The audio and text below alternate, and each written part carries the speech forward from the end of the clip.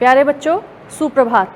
मैं प्रतिभा शर्मा भागवंती सरस्वती विद्या मंदिर नई मंडी से आज आपको कक्षा 7 में विषय हिंदी पढ़ा रही हूँ। आज आप और हम मिलकर कक्षा 7 का पहला पाठ वीणा वादनी वरदे पढ़ेंगे। वीणा वादनी वरदे उदिता पुस्तक में प्रथम पाठ है, जिसके रचयिता सूर्यकांत त्रिपाठी निराला जी हैं, जिनका जन्म सन 1897 ईस्वी को बंगाल में हुआ था। इनके पिता उन्नाव जिले के रहने वाले थे, लेकिन अब आवश्यक कार्य के कारण उनको मेदिनीपुर जिले में जाना पड़ा, जहां पर इनका जन्म हुआ। सूर्यकांत त्रिपाठी निराला जी की मुख्य रचनाएं हैं कुकुरमुत्ता, ताल और परिमल। आज हम जो कविता पढ़ रहे हैं वो है वीणा वादनी वरदे। वीणा वादनी कौन है? वीणा वादनी माँ सरस्वती, जो विद्या की देवी मानी जाती हैं और सभी पढ़ने वाले और पढ़ाने वालों के लिए ये प्रमुख देवी का स्थान रखती हैं। आज हम इन्हीं की प्रार्थना से अपने कार्य को प्रारंभ करते हैं।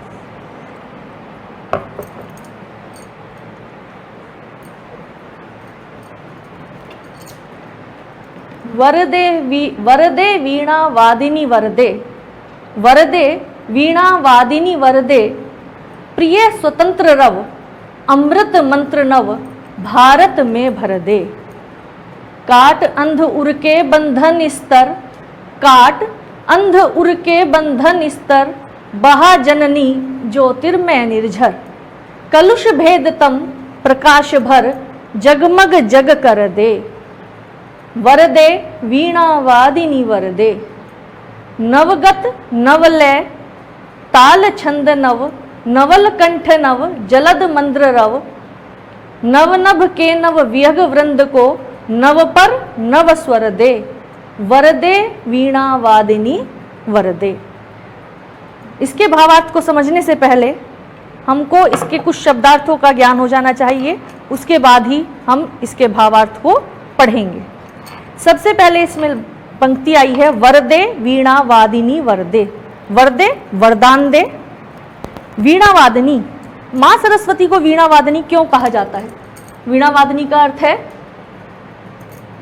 सरस्वती। माँ वीणा वादनी को सरस्वती क्यों कहा जाता है? क्योंकि हम सब देख रहे हैं कि माता के हाथ में वीणा है, जिसको ये बजाती हैं। वीणा एक वाद्य यंत्र है जिसको बजाने से बड़ी मधुर ध्वनि निकलती है और उसको माँ बजाती रहे, इसीलिए उनको वीणा वादिनी कहा जाता है। इसी प्रकार माँ सरस्वती के अन्य अर्थ हैं श्वेत वर्णा, जो श्वेत रंग के वस्त्र धारण करती हैं, इसलिए श्वेत वर्णा। हंस वाहिनी, हंस उनका वाहन है, इसलिए उनको हंस वाहिनी भी कहा जाता है। प्रिय स्वतंत्र रव, प्रिय स्वतंत्र रव, अमृत मंत्र रव। स्वतंत्र यानी कि स्वतंत्रता से युक्त ध्वनि, रव माने ध्वनि। यहां पर हमारे पास एक और शब्द आया रव। रव का अर्थ है ध्वनि।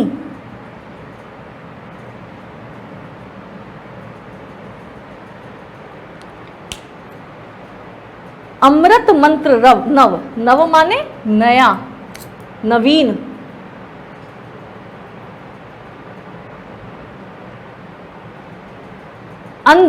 अंध माने अंधकार और उर माने हृदय। अंध माने अंधकार और उर माने हृदय, अर्थात अंधकार से पूर्ण हृदय। अंधकार से पूर्ण हृदय। जननी, जननी का अर्थ है माता, जो हमको जन्म देती हैं उनका वो होती है माता।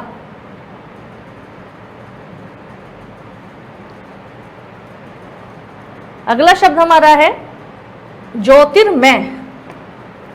ज्योतिर्मय अर्थात ज्योति माने प्रकाश, मय माने युक्त, प्रकाश से युक्त।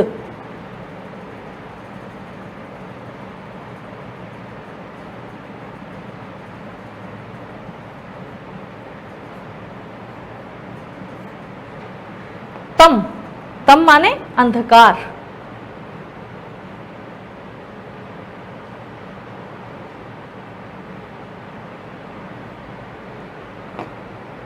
इसके बाद हमारे पास आया कलुष। कलुष का अर्थ है मलिन, मलिनता से युक्त।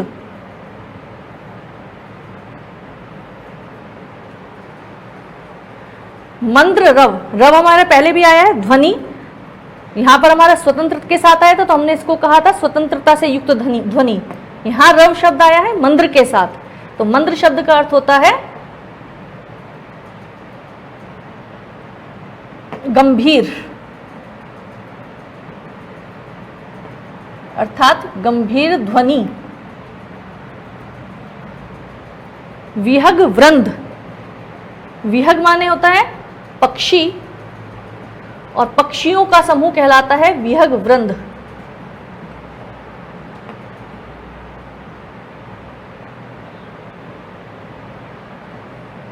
जलद, जलद का अर्थ होता है बादल।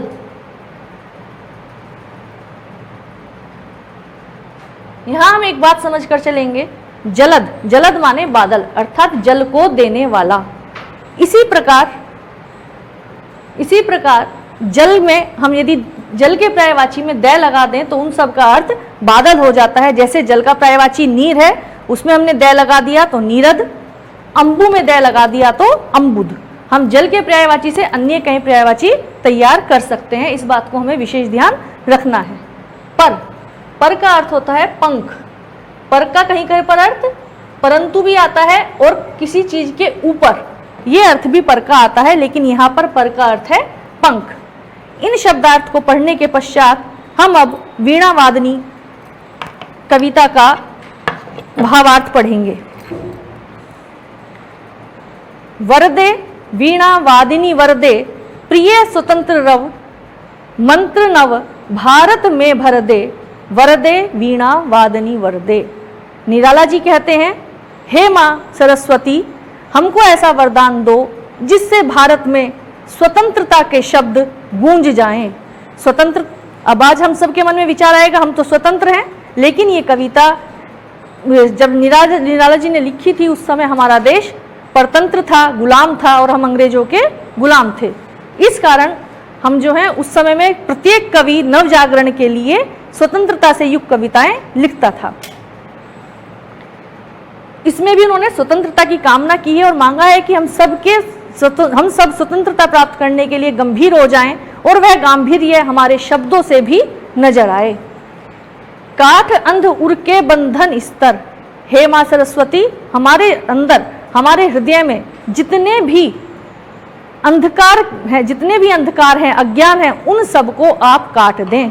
और ज्योतिर्बहा जननी ज्योतिर्मय निर्झर, और हे माता आप एक शांति, आप प्रकाश से युक्त झरना इस पूरे भारत में बहा दें, जिससे हमारे अंदर जितने भी अंधकार हैं, हमारे अंदर जितनी भी अज्ञानता है, वो सब नष्ट हो जाए। कलुष भेद तम हर प्रकाश भर, जगमग जग कर दे।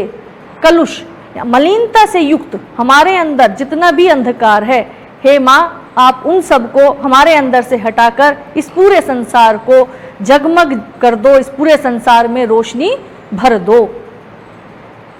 आगे वो मांगते हैं कि हमारा जब देश आज़ाद हो जाए तो हमारे देश में क्या क्या चीज आए। नवगत यानी कि हमारी गति, हमारा राज्य करने का ढंग वह बदल जाए, हमारी गति बदल जाए। गति का मतलब यहाँ चाल से ना होकर हमारे क्रियाकलाप से है कि हमारे क्रियाकलाप देश के लिए हो, ऐसा आप हमें वरदान दें।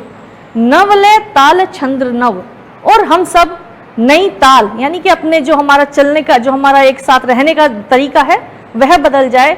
यहाँ पर हम इसको कविता के रूप में लें तो कविता के रूप में यानी हम जो हैं हमारे पास गांधीर्य से युक्त कविताओं के अलग और भी कविताएं होनी चाहिए, और भी प्रकार के हम गीत गाएं, इस प्रकार की हमें माँ शक्ति दें। ताल छंद नव, और हमारे जो छंद हो, जो उनकी ताल हो वो भी नई हो।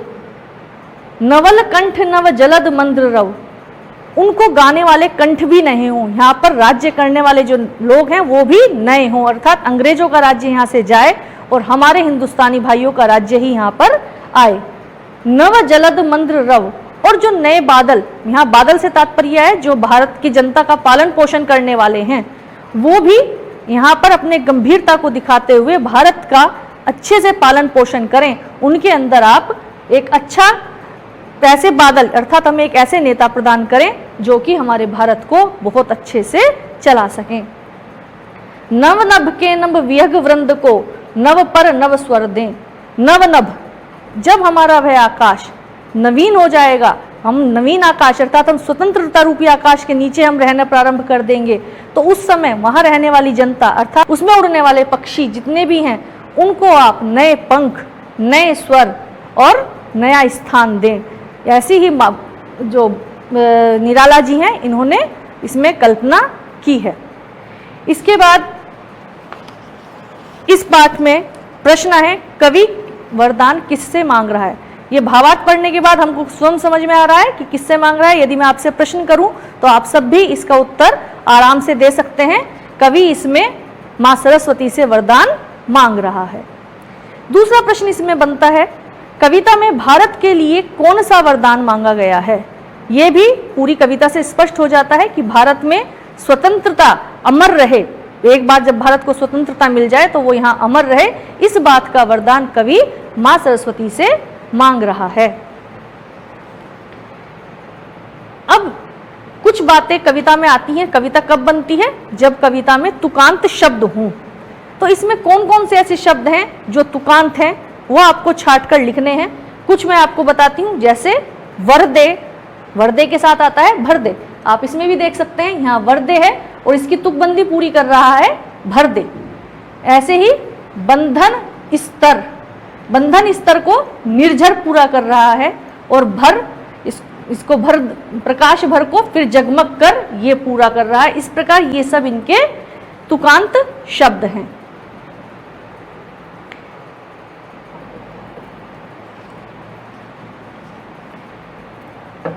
दूसरा शब्द हमारा हमने वीणा वादिनी पढ़ा था। वीणा वादिनी में मैंने आपको बताया था कि वीणा वादिनी, वीणा को बजाने वाली अर्थात मां सरस्वती।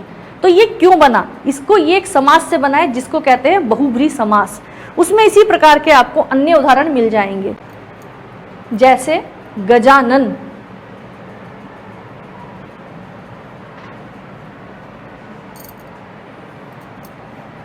अर्थात गज जैसे मुख वाले गणेश।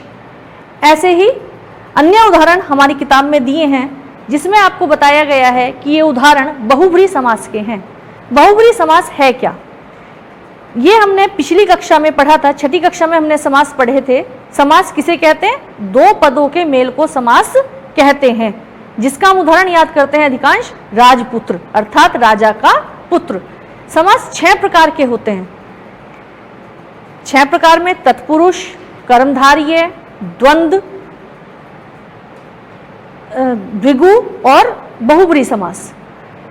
बहुब्री समास में अन्य पद प्रधान होता है। हम सबको पता है समास में एक से अधिक पद होते हैं, और जब उन पदों से अलग उसका अर्थ निकलता है तो उसको बहुब्री समास कहते हैं। इन्हीं के उदाहरण हैं वीणावादिनी, गजानन, और आपकी पुस्तक में दिए हुए हैं पीतांबर। पीतांबर, पीत माने पीला, अंबर माने वस्त्र, पीला है वस्त्र जिनका। तो ये भगवान विष्णु भी हो सकते हैं, कृष्ण और श्री राम, तीनों के लिए पीतांबर शब्द का प्रयोग किया जाता है। क्योंकि ये कृष्ण और श्री राम भी भगवान विष्णु के ही अवतार हैं, इसलिए मुख्य रूप से पीतांबर भगवान विष्णु को ही कहा जाता है। इसके बाद है चतुरानन, जैसे गजानन गज जैसे मुख वाले, ऐसे ही चतुरानन, चतुर माने 4, आनन माने मुख, 4 हैं मुख जिनके। तो किस देव के 4 मुख हैं, ब्रह्मदेव के 4 मुख हैं। चतुरानन का अर्थ आता है ब्रह्मदेव। इसी प्रकार त्रिनेत्र, 3 नेत्र धारण करने वाले भगवान शंकर।